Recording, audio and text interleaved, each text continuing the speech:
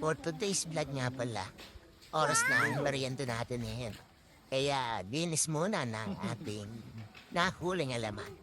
Nga pala si Kuya Albert. Isa sa mga gagawa natin dito.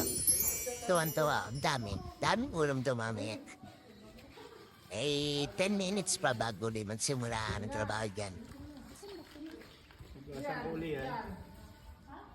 Ang nakakatuwa kasi dito, ang dami mahuhuli. Sabi nga, basta masipag ka lang, hindi ka magugutom. Ang daming ulam dito. Sabi ni yung nadikit ko Nakatulad sa ni hipon. Kuya Albert. Kanina, pagka break ng tanghalian, huli sila. Kami pala ng alamang.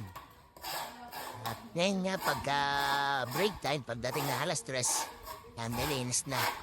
Dahil, miya, may trabaho na naman. Kaya, kailangan malinis na yan para pag-uwi, lulutuin na lang.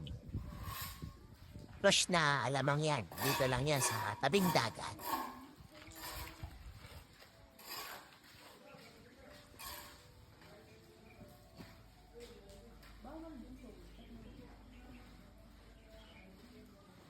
May 2 kilo yan, higit. May sanda na si yung sa akin sa ano. Linggo. Yan na. Ano, bibili ko na doon yung ano yung? Bibili ko na lang ng ano doon.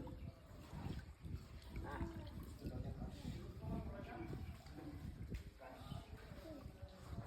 Para may gamitin ka kay ano. Anak-anakin ni ano.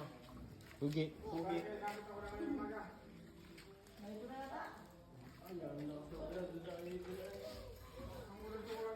Ayaw, sir. Di pa tatanggal yun ba? Ano kaya rin? Makukuha pa rin?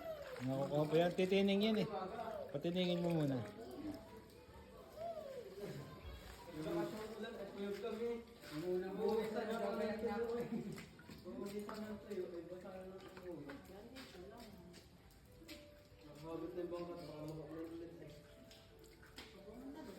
Yan, natining na. Ibabong mo yan ng tubig. Ang Tubig. balitan? Naka-ano nga siya, naka-video nga.